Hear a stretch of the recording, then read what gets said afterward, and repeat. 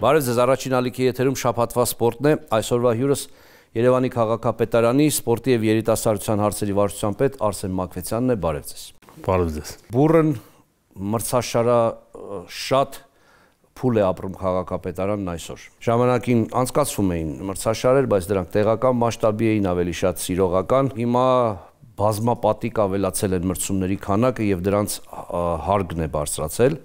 այսինքն նույնիսկ միջազգային մրցաշարեր է անցկացնում քաղաքապետարանը։ Հաղորդման սկզբում առաջարկում եմ դիտել գործընկերներից պատրաստած տեսանյութը այն մասին, թե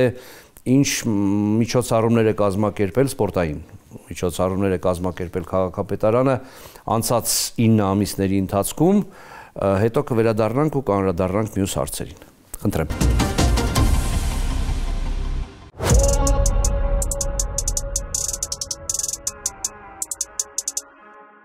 Երևանն այս տարի դարձավ իսկական սպորտային մայրաքաղաք։ Տարվա ընթացքում քաղաքապետարանի նախաձեռնությամբ և աջակցությամբ մայրաքաղաքում անցկացվեցին մի շարք մարզական միջոցառումներ, որոնք ընդգրկեցին թե պրոֆեսիոնալ, թե սիրողական մարզիկներին։ Գարնանը մեկնարկեց դպրոցականների բասկետբոլի լիգան, որը միավորեց մայրաքաղաքի և մարզերի 10-ից 12 տարեկան աշակերտներին։ Ապրիլին Երևանը դարձավ միջազգային հարթակ, անցկացվեց Հայաստանի Հանրապետության վաստակավոր մարզիչ ֆիզիկական կուլտուրայի և սպորտի պատվավոր աշխատող Լյովա Վարդանյանի ազատ ոճի իմշամարտի միջազգային հուշամրցաշարը, որին մասնակցեց ավելի քան 200 ըմբիշ Իտալիայից, Ֆրանսիայից, Իրանից, Բելարուսից, Մոլդովայից, Հնդկաստանից, Qırğızstanից, Ղազախստանից, Վրաստանից, Կապովերդեից և իհարկե Հայաստանից։ Ապրիլին Երևանը հյուրընկալեց նաև տափողակով հոկեյի աշխարհի առաջնության 4-րդ դիվիզիոնի մրցաշարը, գրավելով միջազգային ուշադրությունը։ Սառցե դահլիճում տիրում էր տոնական մթնոլորտ, դրոշներ, երգեր և անսպառ էներգիա։ Հայաստանը բացեց նոր էջ հոկեյի պատմության մեջ, կազմակերպելով բարձր մակարդակի առաջնություն, որին ներկա էին նաև միջազգային պաշտոնյաներ։ Մայիսի վերջին կայացավ արդեն ավանդական դարձած Երևանի քաղաքապետի գավաթ մրցաշարը, որը ևս ստացավ միջազգային շունչ։ Այս անգամ Դինամո մարզադահլիճում հայ մարզիկների հետ մրցեցին հյուրեր Վրաստանից, Իրանից և մի շարք այլ երկրներից։ Սակայն քաղաքապետարանը տարին դիտարկեց ոչ միայն մրցաշարերի, այլև հասանելի սպորտի տեսանկյունից։ Տարիների սպասումից հետո Շենգավիթի հին մարզադպրոցը վերածնվեց նոր, լուսավոր և ժամանակակից տեսքով։ Այժմ այնտեղ ամեն օր կարելի է տեսնել տասնյակ փոքրիկների, ովքեր իրենց առաջին քայլերն են անում դեպի մեծ սպորտը։ Եվ եթե տարվա սկզբին սպորտը Երևանում պարզապես ակտիվություն էր, ապա տարվա վերջում այն արդեն դարձել է մշակույթ։ Նոր մարզահրապարակներ, անվճար խմբակներ, բաց դասեր դպրոցներում և բակային մրցումներ, այս ամենը միասին ցույց տվեցին մի պարզ ճշմարտություն. սպորտը քաղաքին տալիս է շարժում, իսկ շարժումը կյանք։ Վերադառնում ենք տաղավար և անմիջապես հարց, որն է շարժիչ ուժը, որն է խանդավառության առարկան, ինչի համար են այս մրցաշարերը, որն է հիմնական նպատակը։ Հիմնական նպատակը Երևան քաղաքում զարգացնել առողջ ապրելակերպը, մարզվողների քանակը շատացնել և հնարավորինս շատ մարդկանց ընդգրկել այս պրոցեսի մեջ։ Քանի մարզադպրոց ունի քաղաքապետարանը։ 36 մարզադպրոց։ Եվ ինչքան երեխա է մարզում այդ մարզադպրոցներում։ 10,000-ից ավել երեխա է ներկապահին մարզվում մարզադպրոցներում տարբեր մարզաձևերով։ Գաղտնիք չէ, որ եթե մարզադպրոցների քանակը ավելի լինի, ենթակառուցվածքներն ավելի լինեն, մարզվողները նույնպես կշատանան գոնե թվաբանական պրոգրեսիայով։ Հասկանալի է, որ այսօր մենք լայն հնարավորություններ չունենք, ցավոք։ Ինչ է անում քաղաքապետարանը նոր ենթակառուցվածքներ ստեղծելու համար։ Ես գիտեմ, որ արդեն հիմնարկեք արված է Ալբերտ Ազարյանի մարզադպրոցի կառուցման, որը իսկապես բեկումնային կլինի մեծ զարգացում ապրող, իր երբեմնի ուժեղ բարի ավանդույթները վերականգնող սպորտային մարմնամարզության համար։ Նաև գործարանային մետրոյի դիմաց այդ նախկին Գեղասահքի, Չմշկասահքի մարզադպրոցը նույնպես ծրագրի մեջ է եւ այնտեղ նույնպես ինչ-որ դահլիճ է կառուցվելու, եթե չեմ սխալվում, Շամարտի։ Խնդրեմ ավելի լավ է դուք ներկայացրեք եւ ուրիշ ինչ ենթակառուցվածքներ են սկսել կառուցվել։ Ինչպես նշեցիք, սկսվել է աշխատանքները մարզադպրոցի կառուցման Ալբերտ Ազարյանի օգոստոս ամսին հիմնարկեքի արարողությունը եղավ։ Մարզադպրոցը 2 դահլիճ ունի, սպորտային մարմնամարզություն եւ գեղարվեստական մարմնամարզություն, նաեւ մրցումային դահլիճ, շուրջ 500 հանդիսատեսի համար։ Նաեւ ունենք գործարանային մետրոյի հատվածում նախկին Գեղասարքի մարզադպրոցն է, որը դառնալու է Բարսագույն վարպետության մարզադպրոց, մենապայքարային մարզաձևերի։ Նախագծման փուլը ավարտել ենք, հիմա փորձաքննությունների փուլում է։ Նաև նախագծել ենք տիպային մարզադպրոցներ Երևանի բոլոր վարչական շրջանների համար։ Ներկա պահի նախագիծը պատրաստ է նոր վարչական շրջանի մարզադպրոցի նախագիծն է պատրաստ եւ հետագայում կսկսենք նաեւ մյուս վարչական շրջանների համար, երբ որ տեղը հատկացվի, արդեն այդ մարզադպրոցների համար էլ տեղակապումը կանենք։ Ընդհանրապես աշխարհում հիմա ենթակառուցվածքների բում է գնում, այսպես ասեմ, շատ հետաքրքիր էր Իսլանդիայի օրինակը, երբ տարիներ առաջ որոշեց այդ երկրի կառավարությունը, որպեսզի ֆուտբոլը զարգանա, պիտի յուրաքանչյուր բալիկ երեխա քայլի ոչ ավելին քան 10 րոպե եւ հասնի ստադիոն քայլելով, այսինքն այդքան ենթակառուցված պիտի ստեղծեին եւ հետո իսլանդական այդ ուղակի հրաշքը, որ կայացավ, հասավ աշխարհի առաջնության, Եվրոպայի առաջնության լուրջ փուլեր հաղթահարեց, դրան հետևեց հանդբոլը։ Իսլանդիայում ընդամենը 600,000 բնակիչ ունեցող այդ կղզում հանդբոլը նույնպես համաշխարհային մակարդակի է, ու այնտեղ նույնպես հենց մարզադահլիճների առատությունն է նաև դրա հիմքում ընկած։ Այդպես վարվում են նաև աշխարհի շատ երկրներ։ Հիմա Երևանում, հատկապես կենտրոնում, այսպիսի հագեցածություն, շենքային շինությունների հագեցածություն ունենալու պարագայում դուք ուսումնասիրել եք, կա հնարավորություն արդյոք բոլոր վարչական շրջաններում ձեր ասած տիպային մարզադպրոցները ստանալու։ Ես ասեմ, որ անցած տարի միայն Երևան քաղաքում կառուցվել է 60 ֆուտբոլային դաշտեր, որը ոչ միայն ֆուտբոլի, այլ նաև բասկետբոլի համար է հարմարեցված ռետինե հատակով։ Տիպային նախագիծ միտքը դրանք ավելի շատ մինի ֆուտբոլի, ֆուտզալի այսպես։ Այո, ֆուտզալի, այսինքն ստադիոններ չեն դրանք։ Դրանք փոքր բակային ֆուտբոլ խաղալու համար։ Եթե չեմ սխալվում 20-40-ի չափսերով։ Այո, ու բոլոր Երևան քաղաքում 60-ը կառուցվել է միայն անցած տարի։ Այս տարի նույնպես շարունակվում է այդ աշխատանքը։ Մեր նպատակը տիպային նախագծի նա էր, որ յուրաքանչյուր վարչական շրջանում ունենանք համալիր մարզադպրոց, որ ծնողը ստիպված չլինի մեկ վարչական շրջանից այցելելու մյուս վարչական շրջան երեխային սպորտի տանելու համար։ Նպատակը դա է, ու մենք աշխատանքները շարունակվում են այդ ուղղությամբ, ու մենք արդեն նախապես ունենք հատկացված տեղեր որոշ վարչական շրջաններում, որ նախատեսում ենք գալող տարիներին այդտեղ մարզադպրոցներ կառուցել։ Եվ իսկապես սպորտի հանդեպ հետաքրքրությունը աճել է, մեծացել է։ Շատ մարդիկ անձամբ ինձ զանգում են ու խնդրում, որ իրենց երեխային տեղավորեմ այս կամ այն մարզադպրոց, բայց այդպես պիտի չլինի, այդպես սխալ է, ճիշտ չէ։ Երեխան պիտի խնդիր ընդհանրապես չունենա իր ցանկացած մարզաձևով զբաղվելու ցանկություն ունենալու դեպքում։ Դրա համար իսկապես պետք են մարզադահլիճներ, պետք են հատկապես խաղային մարզադահլիճներ, որովհետև եթե մենապայքարային մարզաձևերի պարագայում մարզումը կարելի է անցկացնել սահմանափակ տարածքում, ապա խաղային ձևերի համար հստակ տարածքներ է պետք ու նվազագույնը 20-40-ի փակ դահլիճ, որտեղ կայանան այդ մրցումները։ Եվ անպայման կարևոր է մրցումային մարզակառույց ունենալ։ Միայն մարզահամերգային համալիրը, որը քաղաքապետարանի տնօրինության տակ չէ, բավական չէ, որ Հայաստանում միջազգային մասշտաբի սպորտ զարգանա։ Այս ուղղությամբ նույնպես մտածում եք, որ բարձր կարգի մրցումային դահլիճ ունենաք։ Ինչպես նշեցի, արդեն Ալբերտ Ազարյանի մարզադպրոցը կունենա 500 հանդիսատեսի համար մրցումային դահլիճ, նաև մենապայքարային մարզաձևերի Բարսագույն վարպետության դպրոցը կունենա շուրջ 300 նստատեղով մրցումային դահլիճ։ Մեր այս երկու մարզադպրոցները, որ մենք նախագծել ենք, դրանք նույնպես ունեն հանդիսատեսի համար նախատեսված տարածքներ։ Մենք այդ խնդիրը ունենք այսօր, մեր մարզադպրոցի սաները շատացել են, քանի որ 22 թվականից մինչև այսօր շուրջ 40 միջազգային մրցաշար ենք մենք անցկացրել եւ երեխաների քանակը շատ է։ Մենք օգտագործում ենք հանրակրթական դպրոցների ֆիզկուլտուրայի դահլիճները, մինչև մեր ենթակառուցվածքների հարցը լուծվի, արդեն երեխաներին տեղավորենք այդ մարզադպրոցներում։ Իդեպ գալիք տարվա ամենասկզբում բասկետբոլի միջազգային մրցաշար ենք անցկացնելու, Եվրասիական լիգան եւ Երևանի քաղաքապետարանը ուզում են գավաթի խաղարկություն անցկացնել, նախնական ասեմ, որ 6 երկրների թիմեր են ժամանելու, միանալու են մեր երկու թիմերը եւ բավական հետաքրքիր է լինելու։ Ինչ է տալիս այս կարգի մրցաշարերը քաղաքապետարանին, ինչ է տալիս քաղաքի սպորտին դա։ Դա մեծ խթան է հանդիսանում մարզիկների համար, հնարավորություն են ստանում Երևան քաղաքում մասնակցել բարձրակարգ միջազգային մրցաշարի։ Տարբեր ֆեդերացիաների հետ համագործակցության շրջանակներում անցկացնում ենք խոշոր միջազգային մրցաշարեր,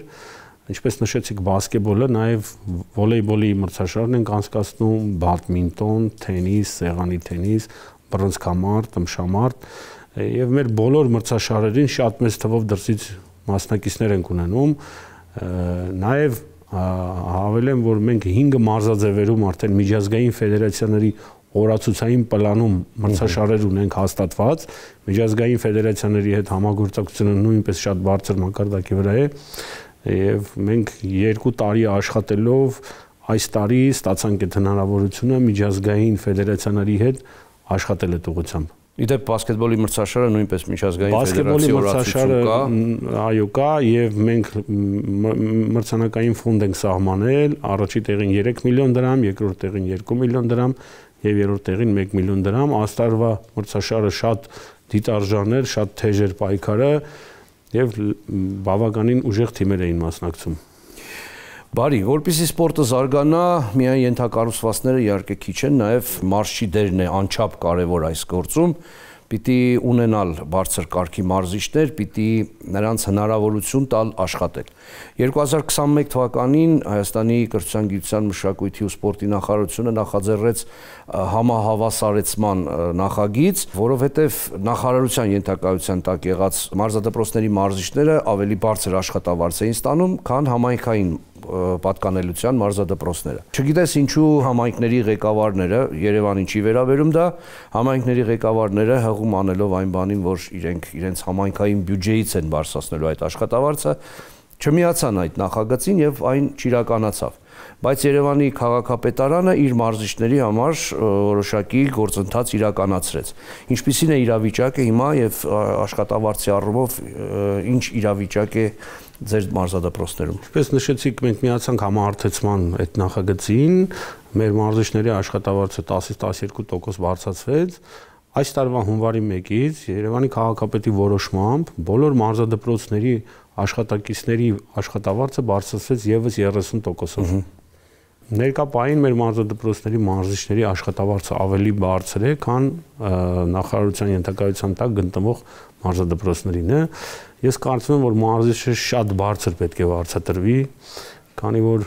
մարզիչը պետք է զբաղվի միայն այդ գործով։ Չմտածի ուրիշ աշխատանքով զբաղվի, լրացուցիչ, եւ եթե ուզում ենք մարզաձև սպորտը զարգանա, կա 3 կարևոր նախապայման։ Ենթակառուցվածքներ, բարձր աշխատավարձ եւ պրոֆեսիոնալ մարզչական շտաբ։ Իսկ պրոֆեսիոնալ մարզչական շտաբի որակավորումը բարձրացնելու համար միջոցառումներ կազմակերպում եք, թե դա ֆեդերացիաների, այսպես հայեցողությանն եք թողել։ Մենք ֆեդերացիաների հետ համագործակցելով, Կարմիր խաչի մեր գործընկերների հետ համագործակցելով, սպորտային հոգեբանության ՀԿ-ների հետ համագործակցելով անցկացնում ենք մարզիչների վերապատրաստման դասընթացներ, սպորտային հոգեբանության, առաջին բժշկական օգնության դասընթացներ եւ ծրագիրը շարունակական է, նախատեսում ենք 26 թվականին ֆիզիկական կուլտուրայի պետական ինստիտուտի հետ եւս ծրագիր իրականացնել մարզիչների որակավորման բարձրացման հարցում։ Շատ լավ։ Իսկ ինչ նպատակ ուներ 10 լավագույն մարզիկներ միջոցառման անցկացումը բավական բարձր մրցանակներով։ Կարծում եք, որ այն կօգնի խթանել սպորտը։ Իհարկե, միանշանակ դա կխթանի, դա լրացուցիչ ստիմուլ է մարզիկին, մարզիչին, 3 միլիոն դրամ մարզիչն է ստանում, 1 միլիոն դրամ մարզիչը, եւ մարզիկը մարզիչ է։ Եվ արդեն երրորդ տարին է անընդմեջ քաղաքապետարանը անցկացնում է այդ պարգևատրման արարողությունը, նաև ընդգրկել ենք 10 առաջատար մարզիկներին եւ մարզիչներին 500,000 դրամ եւ 250,000 դրամական պարգևներով։ Երիտասարդների մասը։ Այո, երիտասարդների եւ պատանիներին, սա լրացուցիչ խթան է, որ մարզիկները ավելի լավ բարձր սպորտային արդյունքներ գրանցեն։ Եվ ինչպիսին է այս տարվա ցուցանիշը։ Լինելով երթվյալ դինամոյական, հավանաբար շատ եք ուրախացել Մալխաս Ամոյանի ոսկե դուբլով։ Այո, շատ եմ ուրախացել Մալխաս Ամոյանի հաղթանակով, քանի որ անձամբ ներկա էի, կարծում եմ հայ ազգը ուրախացավ Մալխասի հաղթանակով, որովհետև դա ուղղակի հաղթանակ չէր, դա ջախջախիչ հաղթանակ էր, քանի որ մրցակիցը եզրափակիչում Տոկիոյի օլիմպիական խաղերի չեմպիոնն էր, ում Մալխասը պարտվել էր կիսա եզրափակիչում եւ հաղթեց բացարձակ առավելությամբ գեղեցիկ հնարքով ու մեր շամարտի հավաքականը աշխարհի ուժեղագույն հավաքականներից մեկը լինելով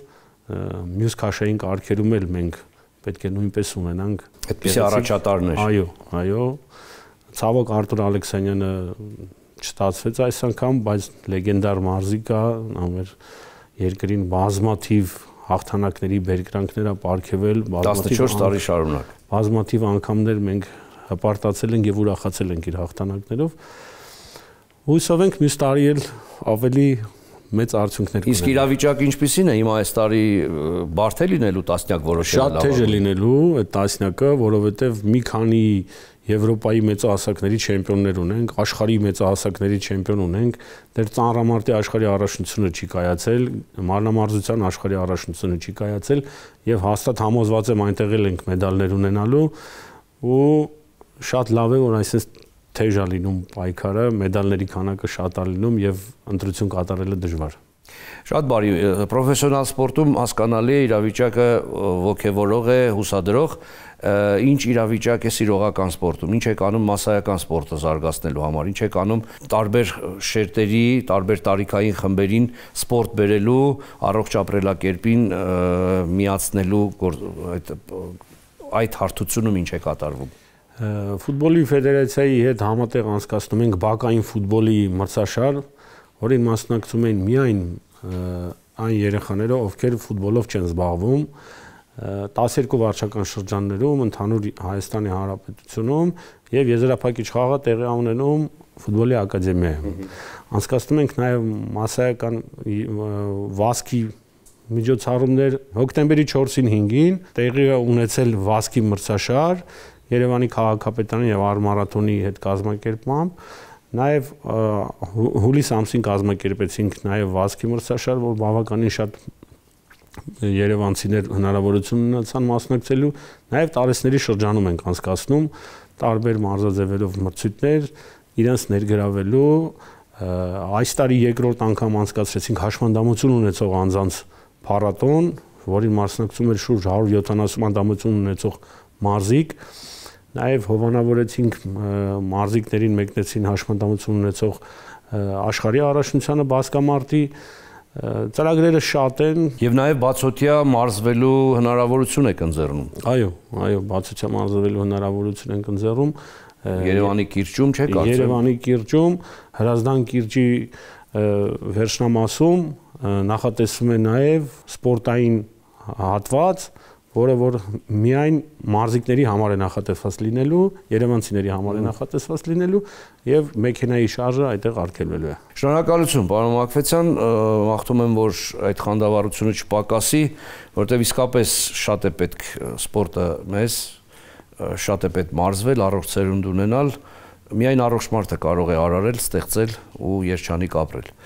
Իսկ հաղորդման այս հատվածում հեռուստադիտողների հարցերն են ձեզ եւ գործընկերս հիմա դրանք կուղի։ Մարիամ, հարցերը շատ են։ Բավականին։ Սկսենք։ Պարոն Մակվեցյան, բարև ձեզ։ Ինչ հնարավորություններ կան կամավորության զարգացման համար Երևանի մակարդակով, այն միջոցառումները, որոնք կազմակերպում եք։ Մեր բոլոր միջազգային մրցաշարերին ընդգրկում ենք բավականին մեծ թվով կամավորներ, նաև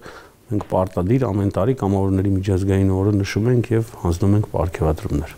Իսկ ինչպես են մարդիկ տեղեկանում, որ կարող են գալ կամավորական աշխատանքի։ Քաղաքապետարանի կայքերով միշտ մենք տեղադրում ենք, որ ցանկացողները կարող են մասնակցել։ Ինչն է ձեզ ամենից շատ ոգեշնչում այս ոլորտում աշխատելիս։ Սպորտային բարձր արդյունքներ ունենալը։ Եթե հնարավորություն ունենայիք որևէ բան արմատապես փոխելու, ինչ կցանկանայիք տեսնել Երևանի սպորտի եւ երիտասարդության կյանքում։ Կուզենայի, որ ամեն վարչական շրջանում ունենայինք համալիր մեծ մարզադպրոցներ։ Տրիբունաներով մրցաշարեր, միջազգային մրցաշարեր անցկացնելու հնարավորություն։ Որովհետև սպորտը առանց տրիբունա ընդհանրապես մարզում է, իսկ որպեսզի սպորտ դառնա, տրիբունա է պետք։ Իսկ ինչ քայլեր եք ձեռնարկում, որ այդ երազանքը կատարվի։ Տիպային նախագիծ ունենք, ու տարբեր վարչական շրջաններում փորձում ենք դա իրականացնել։ Որոնք են ամենակարևոր խնդիրները, որոնց բախվում եք աշխատանքում, թե սպորտի, թե երիտասարդության ոլորտում։ Խնդիրները բազմաթիվ են, բայց ամենակարևորը մասնագիտական որակների պակասն է, որ ունենք եւ այդ ուղղությամբ մեծ աշխատանք ենք կատարում։ Շնորհակալ եմ շատ անկեղծ պատասխանների համար։ Շնորհակալություն, պարոն Մակվեցյան, այս հետաքրքիր զրույցի համար։ Իսկապես շատ լավ է, որ մայրաքաղաքը ակտիվ է, մայրաքաղաքում շատ մրցումներ կան, մեր սպորտասերները դրա կարիքը ունեն։ Հայաստանում, Երևանում անցկացրած բազմաթիվ միջազգային մրցաշարերը վկայել են, որ ոչ միտեղ աշխարհում այդքան հանդիսատես չի հավաքվում, ինչքան Երևանում, եւ դրա ամենավառ օրինակը եղել է ծանրամարտի Եվրոպայի առաջնությունը, ամբողջ աշխարհը ապշած էր, թե ոնց է որ այդպիսի մեծ դահլիճը լեփ-լեցուն էր, այն դեպքում, երբ դրանից հետո եւ առաջ անցկացված մրցումների ժամանակ դահլիճի նախ մի 5 անգամ ավելի փոքր դահլիճներում էին անցկացում, հետո էլ մի 30% ընդամենը լցված տրիբունաներ։ Կարճ ասած դրա կարիքը կա, ես ձեզ մաղթում եմ արգասաբեր աշխատանք այս դժվար գործում, որպեսզի մի օր նաև ամենամեծ կարգի աշխարհի առաջնություններ անցկացվեն Երևանում, իսկ դա հեռու չէ, ընդամենը 2027 թվականին այդպիսի միջոցառումներ նույնպես կլինեն։ Հիշեցնեմ, որ հյուրս Երևանի քաղաքապետարանի սպորտի եւ երիտասարդության հարցերի վարչության պետ Արսեն Մակվեցյանն էր։ Ցտեսություն եւ թող իրականանան ձեր բոլոր նվիրական երազանքները։